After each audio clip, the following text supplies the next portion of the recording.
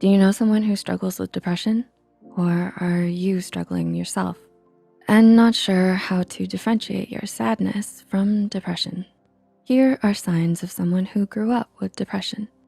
Number 1, thinking they're to blame for everything. Do they blame themselves for every relationship conflict? It's noble to hold yourself responsible for the wrongdoings that you've done in the past, but a misaligned virtuousness can be just as damaging as not facing the conflict at all. According to a study by a group of psychologists led by Ronald Zahn, self-blaming tendencies occur in over 80% of the patients they've screened. Similarly, 85% of the people in the same test believe that these self-blaming emotions are the most bothersome to deal with. While you may feel like you're taking responsibility by self-blaming, you're doing the exact opposite. You are unconsciously stonewalling yourself by not being vulnerable to your shortcomings. Instead of blaming yourself, you may find growth in finding a professional to talk to about these problems if you still exhibit them. Number 2, have physical pains with no clear underlying cause. Does your friend complain about random aches and pains with no clear reason? If yes, it may be a sign that they're trying to signal to you about their internal state. According to Julie Fraga, a doctor of psychology, the connection between physical pain and depression is more common in Asian cultures, as they're likely to describe depression as pains in their physical body. These symptoms manifest as decreased pain tolerance, unbearable fatigue, headaches, and stomach uneasiness. If someone has these issues, in any case, it's good to talk to a doctor about it.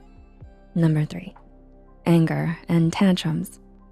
While not as common as shame and low self-worth, long-term anger can be an uncommon yet telltale sign of people suffering from depression. Depression is oftentimes referred to as anger turned inwards, since it reflects an overly critical voice that makes it hard for you to move past diminished self-worth and shame. Staying overly angry forces your mind to think of the negatives. This not only worsens the severity of depression, but it can also appear as outward manifestations of those emotions, causing a vicious cycle where you hurt the important people of your life when you need them the most. Number 4, they were an outcast. Do they have a hard time connecting with others and maintaining long-lasting relationships? According to John Cacioppo, loneliness sounds the same alarm bells as when we feel thirst, hunger, and physical pain. He also states that the American Association of Retired Persons, or AARP, conducted a study on American participants and found that around 40 to 45% of the population feel lonely in the past decade, an increase from 11 to 20% during the 1970s. But what causes it, and how does it cause depression?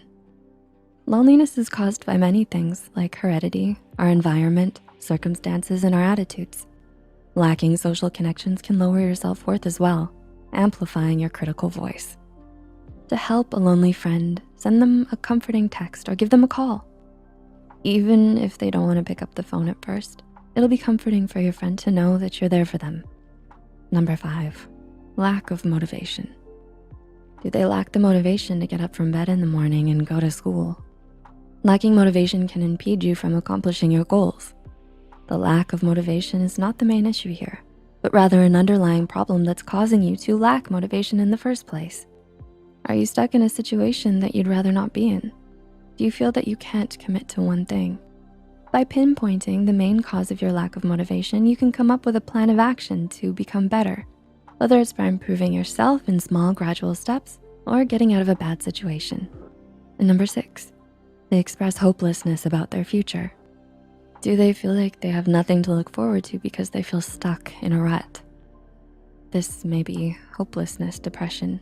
Lynn Abramson, a professor of psychology at the University of Wisconsin-Madison, says that repeated exposure to perceived uncomfortable circumstances and negative stimuli leads to a sense of helplessness. This helplessness, in turn, can spiral into a negative worldview and depression. A lot of this has to do with how our mind works. If your mind assumes that an argument with an acquaintance was due to your own shortcomings, causing them to never want to associate with you, therefore ruining your reputation, you'll likely suffer from hopelessness. On the other hand, if you believe that their irritability is temporary and won't lead to actual adverse effects, you won't be affected as much. If you're still struggling today, we hope that you can find a little bit of positivity through the little things, whether it's your pet, a walk in the park, or the lovely people in the most unexpected places.